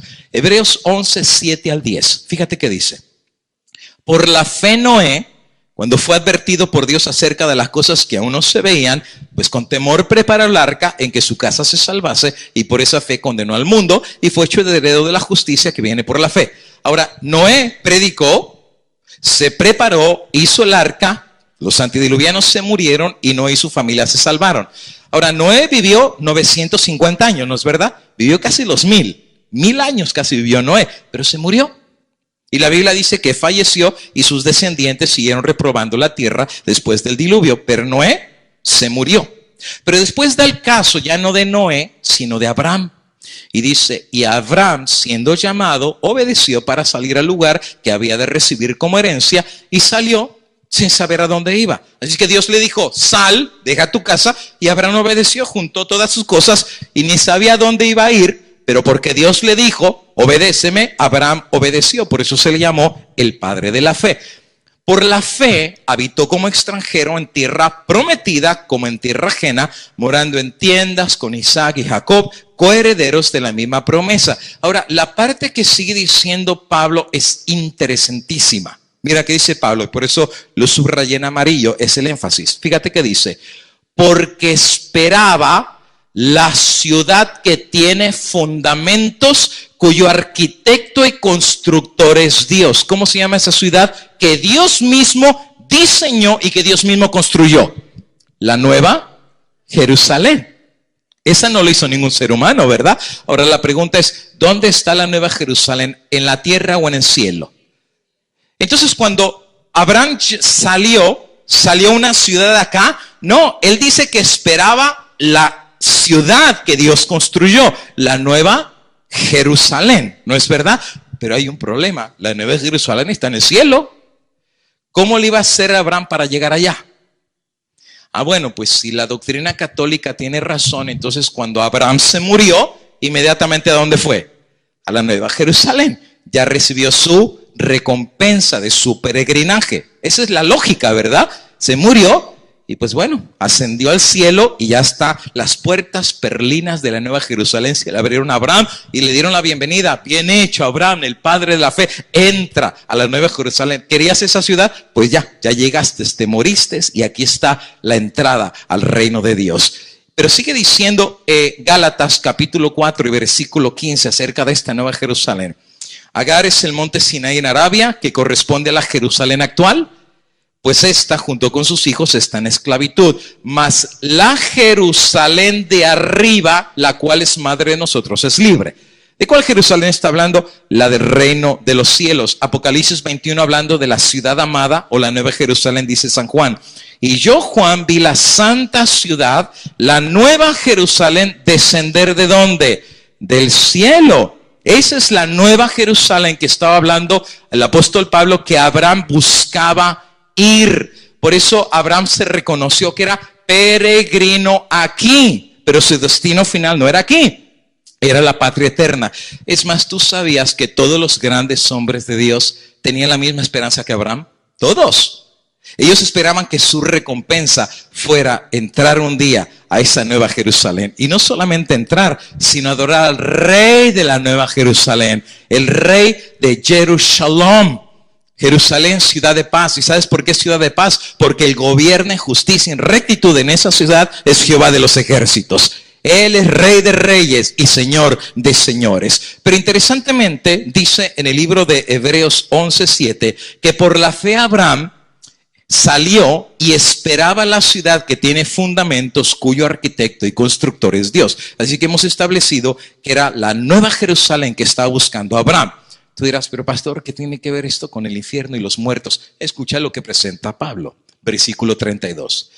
¿Y qué más digo? Después de dar una lista grande de hombres y varones de la fe, hombres y mujeres que obedecieron a Dios, dice, ¿qué más digo? Porque el tiempo me faltaría contando a Gedeón, Barak, Sansón, Jefté, David, Samuel y los profetas, y la lista sigue, que por la fe conquistaron reinos, hicieron justicia, alcanzaron promesas, taparon bocas de leones, como en el caso de Daniel, apagaron fuegos impetuosos, evitaron filo de espada, sacaron fuerzas de la debilidad, se hicieron fuertes en batallas, pusieron en fuga ejércitos extranjeros. Las mujeres recibieron sus muertos mediante resurrección, mas otros fueron atormentados, no aceptaron el rescate a fin de obtener mejor resurrección. Otros experimentaron vituperios, azotes, y más de estos, prisiones y cárceles, apedreados, aserrados. Está hablando de Isaías, que lo metieron en un tronco y lo cortaron por la mitad, aserrados, puestos a prueba, muertos a filo de espada, como le pasó el caso de Santiago. ¿No es verdad que Herodes lo traspasó con espada y lo mató? Muertos a espada, anduvieron de aquí para allá cubiertos de pieles de ovejas y de cabras, pobres, angustiados, maltratados, de los cuales el mundo no era digno de ellos. Errantes por los desiertos y por los montes y las cuevas y las cavernas de la tierra. Ok, Pablo, ¿cuál es el punto que estás haciendo de los hombres de la fe? Escucha cómo cierra. Todos estos, incluyendo a Abraham, a Noé y a todos los profetas y los héroes de Dios que llegaron a ser un ejemplo para nosotros, todos estos, aunque alcanzaron buen testimonio mediante la fe, y aquí viene el texto bomba. A algunos les gustaría que esto fuera quitado de la Biblia, pero la Biblia la tienes que recibir tal como estás, amigo y hermano. Tú no puedes decir, esto sí lo acepto y lo otro no lo acepto. No, amigo y hermano, Dios no es Dios de confusión. Y aquí Dios, a través de Pablo, bajo la inspiración del Espíritu Santo, dice que todos los que pelearon la batalla de la fe murieron, pero no recibieron lo prometido. ¿Y qué era lo que estaba buscando Abraham si no era la Nueva Jerusalén? Abraham se murió. ¿Ya está en la Nueva Jerusalén Abraham? Depende a quién le preguntes. No recibieron lo prometido. A menos que Pablo esté mintiendo, alguien está mintiendo aquí. Porque a millones se les ha enseñado que cuando una persona se muere y fue buena, inmediatamente recibe lo prometido. Ya está en el cielo. Prometido bueno y malo, porque también el castigo es el que se muere, directamente se va al infierno. Abraham esperaba la ciudad que tiene fundamentos, cuyo arquitecto fue Dios, pero ¿qué crees? Se murió y no llegó. Es más adelante vas a ver que dice que saludaron de lejos, como diciendo, me voy. Como dijo Job cuando se iba a morir, yo sé que mi Redentor vive y del polvo de esta tumba me sacará. Los gusanos se comerán mi cuerpo y mis ojos y todo, ¿verdad? Pero estos ojos verán al Rey. Él mismo reconoció que ni siquiera, por eso dice que son guardados. ¿Para qué? Para que en la venida de Cristo cada quien reciba su recompensa. ¿Ya la recibieron? Absolutamente no. Entonces uno se pregunta, si la religión de la Iglesia Católica enseña que cuando alguien se muere es bueno y se va al cielo, malo al infierno, y si tuvo deuda pendiente se va al purgatorio, y la Biblia dice que todavía nadie ha recibido la recompensa, claro, no es el tema de esta noche. Tengo 4 sermones enteros donde explico todo el asunto de la muerte, el infierno, la cuestión de Rico y Lázaro, el ladrón en la cruz y todos estos pasajes, la pitonisa de Endor, que supuestamente vino Samuel, que ya se había muerto. Todo esto lo explico en otros temas, pero la Biblia de una forma clara enseña, los muertos no saben nada, están dormidos, su memoria ha sido puesta en el olvido, no regresan a su casa, dice Job, no alaban los muertos a Jehová, y la lista sigue. Entonces la pregunta es, ¿cómo la Virgen María le puede revelar a 3 pastorcillos que la gente ya recibió su recompensa y se están quemando en el infierno, cuando la Biblia dice que recién en la venida de Cristo se separarán los malos de los justos, y ahí cada quien recibirá conforme a lo que hizo en esta vida, sea bueno o sea malo? O la Virgen está dando un mensaje que no está en la Biblia, o es una nueva revelación. Pero ¿recuerdas que el espíritu de los profetas se sujeta a los profetas? Dios no puede revelarle una cosa a todos sus santos varones de Dios, especialmente a San Pablo, en donde le dice que todos los hombres de la fe, todos se murieron y no recibieron lo prometido. Pero he aquí, viene una revelación de la Virgen, supuestamente de Dios, que los malos ya recibieron su recompensa y se están quemando en el infierno. Cuando la Biblia claramente dice que los muertos no saben nada. O escuchamos la revelación divina, supuestamente de María, o escuchamos lo que dice la palabra de Dios. De hecho, puedo dar muchísimos versículos. De hecho, capítulo 22 y el versículo 12. He aquí yo vengo pronto, dice Cristo, y mi galardón conmigo, para recompensar a cada uno según sea su obra. ¿Y cuándo va a dar la recompensa? Pues cuando traiga el galardón. ¿Y cuándo va a darle el galardón? Cuando Él venga, y viene pronto. Quiere decir que si no ha venido, no trae galardón, y si no trae galardón, todavía a nadie le ha dado la recompensa según sea su obra. Alguien dirá, bueno, ¿y entonces dónde están los muertos? Guardados. ¿Te acuerdas lo que leímos? Dios los guarda. ¿Y dónde los guarda? Dormiditos en la tumba. Por eso los muertos no saben nada, y a la muerte se le llama el sueño.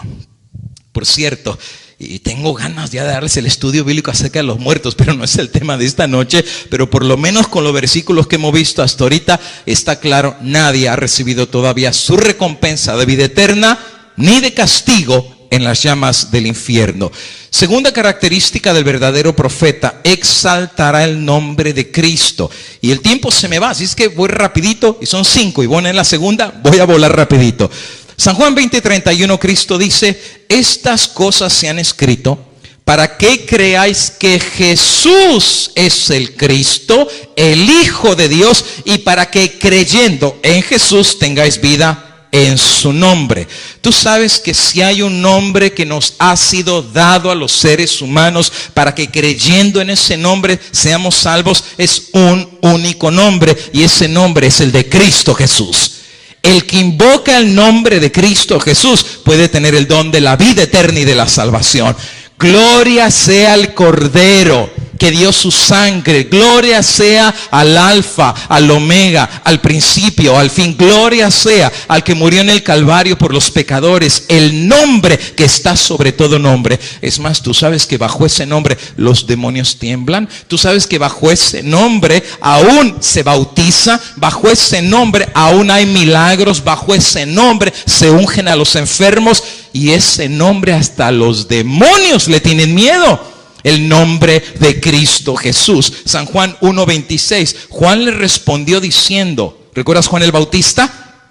Que todo el mundo decía que era hasta el Mesías. Juan decía, cuando le dijeron, tus apóstoles se fueron con aquel que tú bautizaste, y decía, bueno, yo bautizo en agua, mas en medio de vosotros está uno a quien vosotros no conocéis. Y este es el que viene después de mí, y el que es antes de mí, del cual no soy digno de desatar la correa del calzado de sus zapatos.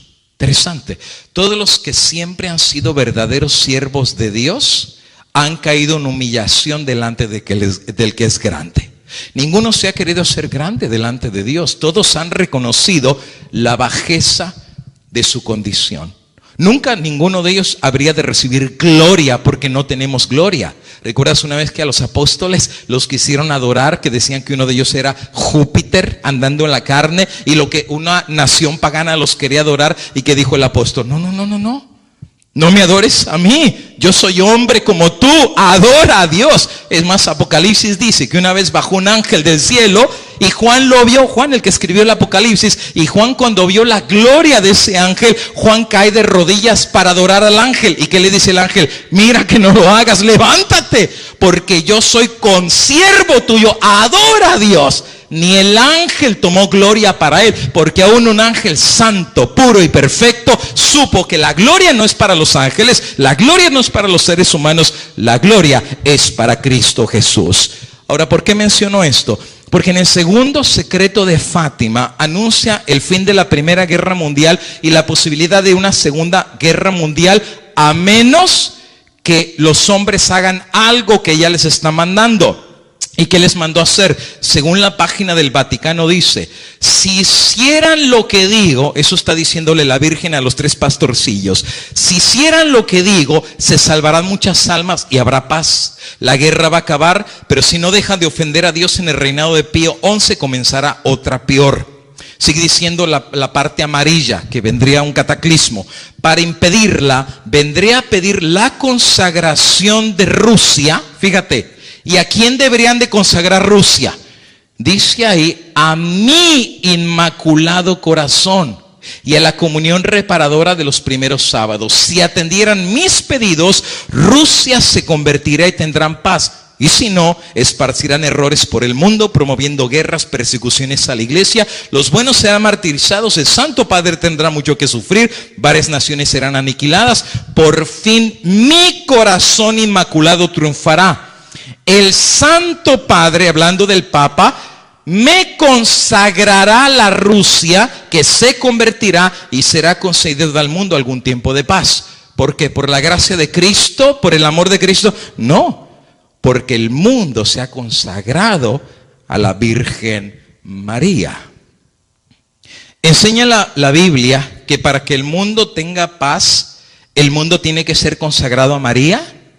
Enseña la Biblia que para que no vengan los cataclismos, el ser humano necesita la intercesión de la bienaventurada Virgen María. Ahora, a la ley y al testimonio, si la Biblia lo dice, este servidor es el primero en decir de corazón, amén, alabado sea el nombre de Dios. Si la Biblia lo dice, pero si la Biblia no lo dice, entonces hay un problema. Porque la Virgen dice, conságrenme al mundo y a Rusia y les voy a dar paz.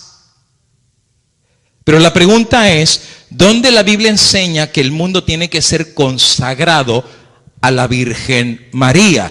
En Hechos capítulo 16 y el versículo 30, el Nuevo Testamento dice lo siguiente.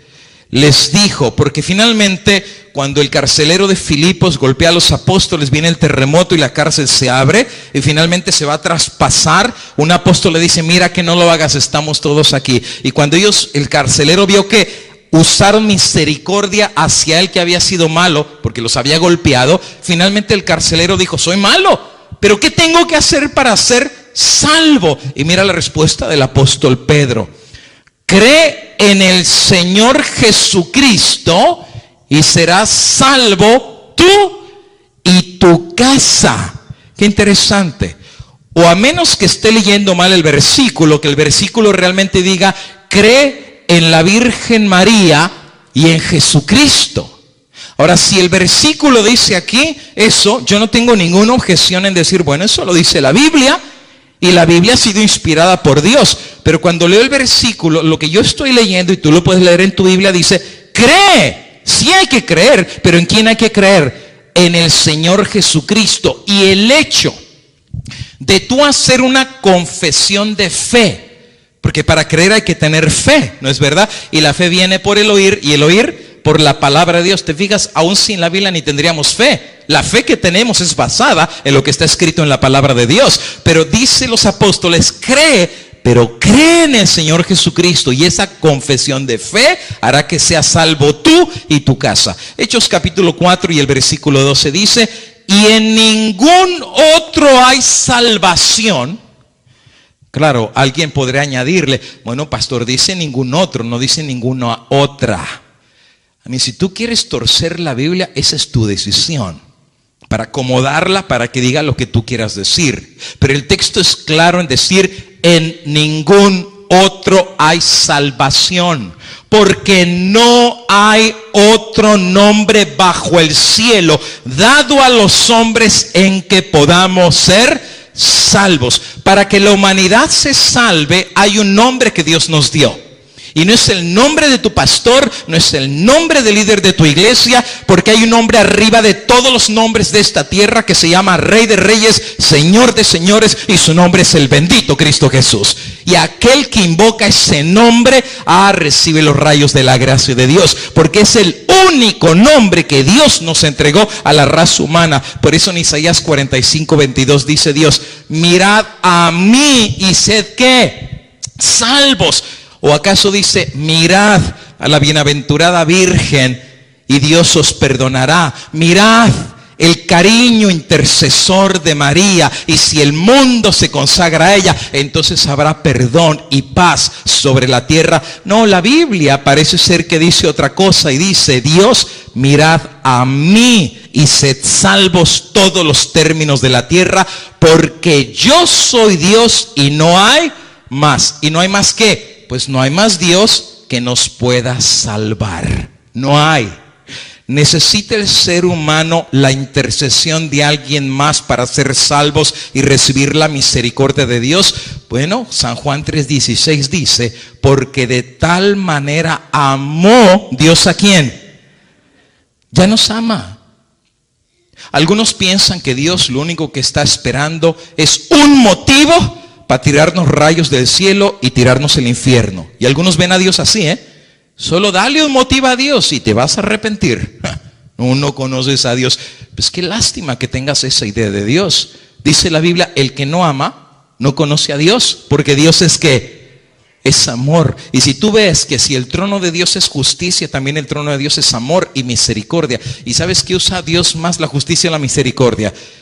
La misericordia, si no, no estaríamos ni tú ni yo esta noche aquí, Porque ¿cuántos le hemos fallado a Dios? Pero es ese amor de Dios que tiene paciencia para con nosotros. ¿Necesitas tú la intercesión de alguien para que Dios te ame? Oh, amigo y hermano, Dios te ama. Imagínate que hay un señor que puso un anuncio en el río que pasa frente a su granja, y dice en el anuncio: no se meta a nadar en el río, corrientes peligrosas. Y de repente un domingo vienen 3 jovencitos que ven el río, el día está caliente y se les apetece entrar al lugar. Y entonces se metieron, pero cuando se meten, la corriente se los lleva de un lado a otro y se están ahogando. En eso, el dueño de la granja pasa y se les queda viendo. Señor, sálvenos, ayúdenos. Perdón, ¿ustedes leyeron el anuncio? Que decía: no se meta corrientes turbulentas. Pues el anuncio decía que no se metieran. Si ustedes se metieron es porque ustedes quisieron. Y el hombre los deja morir. Ese hombre es justo porque el anuncio decía: no te metas, ¿no es verdad? El hombre fue justo. El hombre decía: no te metas, tú recibes la consecuencia de lo que hiciste. A mí yo no me metí, yo te puse el anuncio que no te metieras. Ahora, podríamos decir que el hombre es justo. ¿Tú podrías decir que el hombre fue misericordioso? Fue justo, pero no misericordioso. Ahora, si el hombre cuando ve que se están ahogando, les dice: ¿vieron el anuncio? Sí. Pero no importa que me desobedecieron, yo les voy a tirar la soga para sacarlos. ¿Fue justo el hombre? Sí. ¿Fue misericordioso? También. Ese es Dios. Dios no necesita que venga alguien a decirle: ¡hey! Se están ahogando, sálvalos. No. Violaron el anuncio que decía que se metieran, pero sálvalos, anda, di que sí, di que sí, di que sí. Nadie tiene que empujar a Dios para ser misericordioso. Él ya es misericordioso. ¿Y sabes qué dice la Biblia? Que todo aquel que se acerca a Él, por eso dice el apóstol San Pablo: acerquémonos confiadamente ¿a dónde? A los brazos de María. Ahora, yo sé que es duro lo que estamos diciendo. Por eso tomé tanto tiempo en establecer en un principio que si tú no realmente escuchas y crees la palabra de Dios tal como está, entonces vas a ser preso de tus prejuicios, de tus tradiciones y de la forma como te han educado. Pero si tú lees la Biblia dice: venid a mí y sed salvos, porque Dios se habrá de compadecer del corazón arrepentido. Además, el segundo secreto habla de la posibilidad de una segunda guerra mundial si no se consagra el mundo a María. Y finalmente dice al Papa Juan Pablo II, haciendo una oración de consagración a María, dice: María, abraza con amor de madre y de sierva del Señor a este mundo humano nuestro que te confiamos y consagramos. ¿Dónde dice en la Biblia que el mundo tenía que ser consagrado a María? Me gustaría por lo menos un texto. De hecho, no te puedes perder el tema del día de mañana, que se va a llamar La verdad sobre la Virgen María. Y mañana vamos a estudiar todo lo que la Biblia tiene que decir, recuerda, a la ley y al testimonio, lo que la santa palabra de Dios tiene que decir acerca de la bienaventurada Virgen María. Pero he aquí, el Papa, por los secretos que María da, consagra al mundo a María y dice: María, abraza con amor de madre y sierva del Señor este mundo humano nuestro, que te confiamos y consagramos. Llenos de inquietud por la suerte terrena y eterna de los hombres y de los pueblos, y de modo especial confiamos y consagramos a aquellos hombres. ¿Y dónde está Cristo? ¿Dónde está? Yo quiero pensar, y lo digo con respeto, ¿quién es el que murió en la cruz? ¿Quién es aquel que derramó su sangre? ¿Quién es aquel que cargó la cruz y le pusieron la corona y le pusieron los clavos y lo atravesaron y lo golpearon y lo desfiguraron? ¿Quién aquel que pasó 3 días en la tumba arrasando sobre mí el peso del pecado sobre él? ¿Quién fue? Porque resulta ser que ahora el mundo entero tiene que ser consagrado a alguien que no estuvo en la cruz. O mañana vamos a ver eso. Porque según la teología católica, igual que Cristo sufrió en la cruz, sufrió María. Mañana lo vamos a ver. Que igualito los dolores y sufrimientos de Cristo, fue la herida de María también. Y por tal razón, María se convirtió en co-redentora del mundo. No tengo problema en aceptar esto, siempre y cuando esté a la ley y al testimonio. Porque si no hablaran conforme a eso, es porque no les ha amanecido. La segunda característica de los mensajes y profetas que vienen de Dios: no se van a exaltar a ellos. No van a agarrar gloria que no les pertenece. Exaltarán el nombre de Cristo. El mensaje de Fátima llevó a Juan Pablo II a consagrar a las naciones del mundo, no a Dios, sino a María.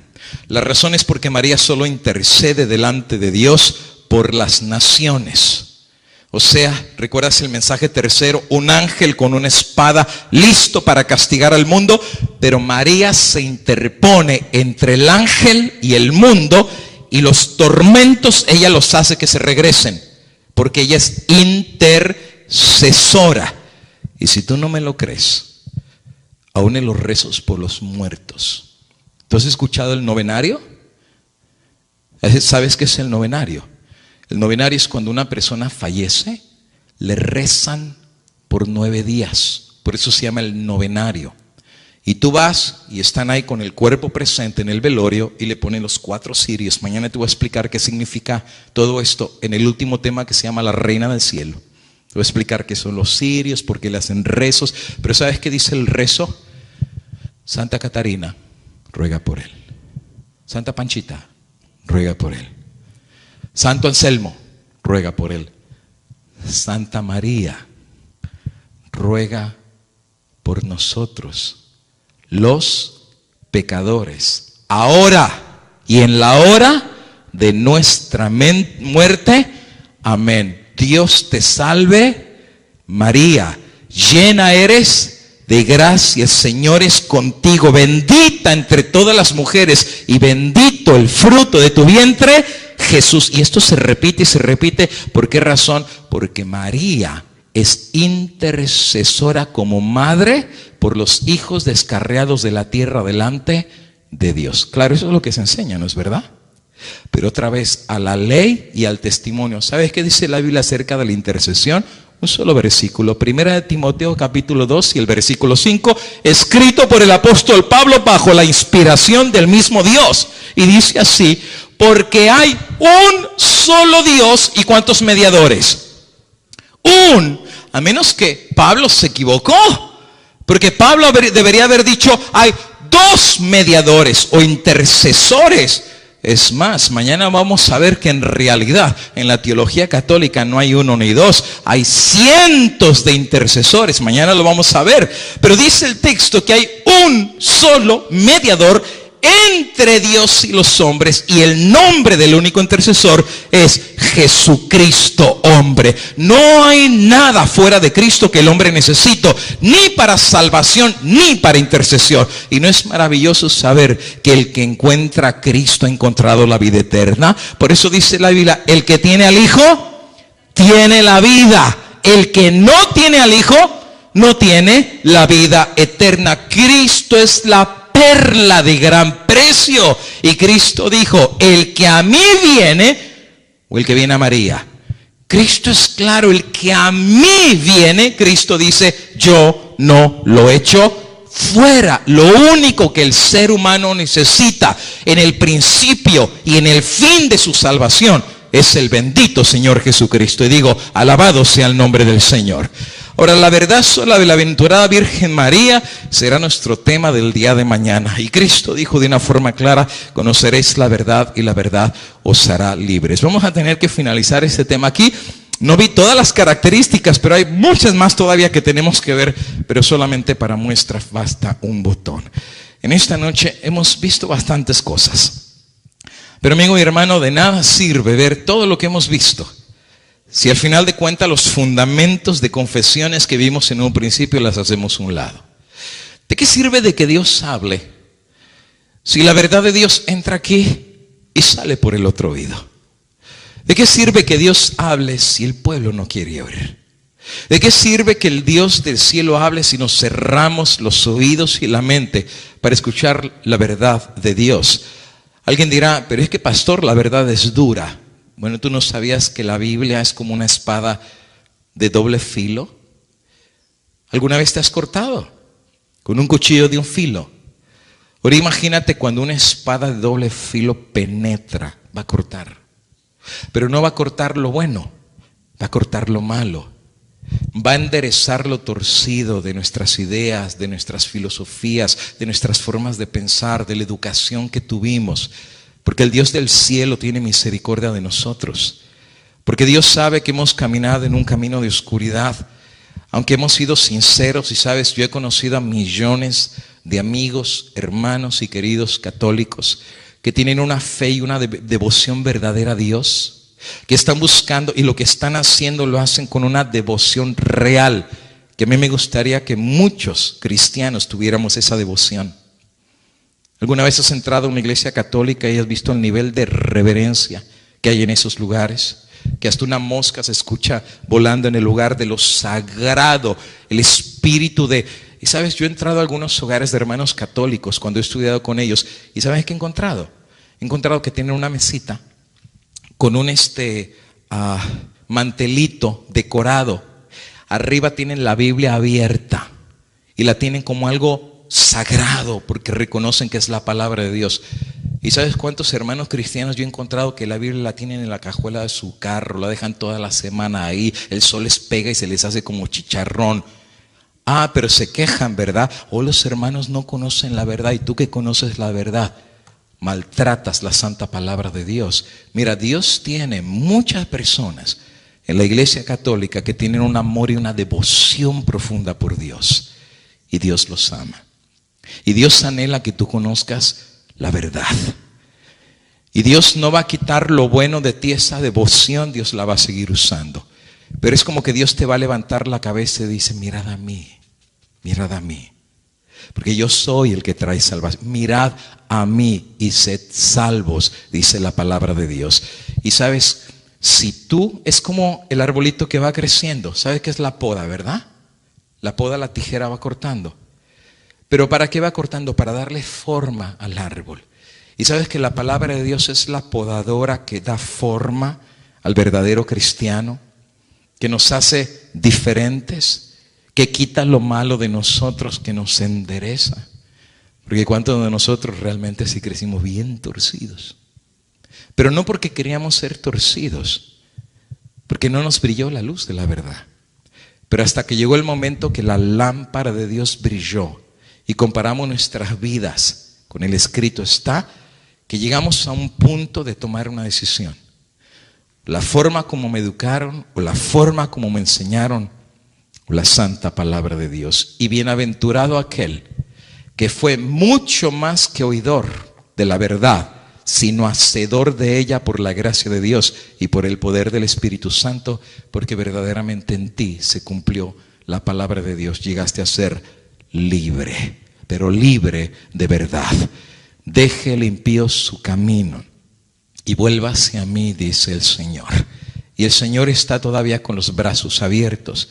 Aquel que es humilde ante la palabra de Dios. Aquel que no quiere argumentar, sino dice, esta es palabra de Dios. ¿Qué voy a hacer? ¿Sabes que había un profeta cuando encontró que el pueblo de Dios estaba dividido entre dos pensamientos? El profeta dijo, si Baal es Dios, si lo que te han educado y enseñado, eso es lo que crees, ir en pos de él. Pero si Jehová es Dios, servidlo. Y de hecho hubo otro santo varón de Dios que dijo, pero yo en mi casa serviremos a Jehová. Y si hoy tú tomas la decisión de que esta verdad que está entrando en tu vida, compárala a la ley y al testimonio. Abre la palabra de Dios, investígalo según la palabra de Dios. Y si esto es la verdad, pídele a Dios que te traiga liberación, porque si el Hijo os libertare, seréis verdaderamente libres. Alabado sea el nombre del Señor. Pongámonos de pie para hacer una palabra de oración y cerrar en esta noche pidiéndole a Dios que todo lo que hemos visto el día de hoy, el Espíritu Santo lo pueda acomodar en nuestra mente y corazón, y al final de cuentas pueda haber un milagro, que la semilla en nosotros pueda generar un fruto de vida eterna para la gloria de Cristo Jesús. Los que podamos, nos colocamos de rodillas para orar. Oremos. Querido Dios y amante Padre, gracias porque nos diste la oportunidad de abrir tu palabra. Y Padre eterno, reconocemos que en nuestro caminar no siempre hemos seguido el camino de la verdad. Y tú sabes que intentamos obedecerte y ser devotos a ti, pero muchas veces se nos enseñó fuera. El escrito está de tu palabra. Y Padre eterno, tú te compadeces de tus hijos. Porque la Biblia nos habla de hombres que aunque no pertenecieron al pueblo de Dios, anhelaban conocer a Dios. Por ejemplo, Cornelio, que no pertenecía al pueblo de Dios, el Espíritu de Dios vio que buscaba la verdad y encontró la verdad. Y así el Espíritu de Dios se mueve en los corazones de aquellos que anhelan en verdad conocer el escrito está de tu palabra. Y yo sé, Padre, que no va a ser fácil. Muchos puede ser que nos irritemos, muchos puede ser que nos molestemos, algunos puede ser que hasta insultemos. Pero Padre eterno, la verdad es la verdad. No peca, pero puede ser que incomode. Incomódanos, Señor. Porque yo prefiero una verdad de Dios a 1000 mentiras de Satanás. Líbranos del error. Líbranos de las falsas enseñanzas. Líbranos de los falsos profetas. Líbranos de las falsas visiones. Y tráenos la pura verdad de la santa palabra de Dios, a la ley y al testimonio. Y si no hablaren conforme a esto, es porque no les ha amanecido. Pero el día de hoy, Padre eterno, podemos decir como dijo el salmista David, para nosotros lámpara es a nuestros pies tu palabra y lumbrera a nuestro camino. Que Dios nos bendiga y que esta semilla de verdad que Dios ha sembrado hoy, si somos humildes a su palabra, pueda crear y generar en nosotros fruto de vida eterna para la gloria de Cristo Jesús. Y es en ese sagrado y bendito nombre que rogamos que tu Espíritu selle este servicio con la bendición de Dios en nuestros corazones, en el sagrado nombre de Cristo Jesús, a quien sea gloria única por los siglos de los siglos. Amén.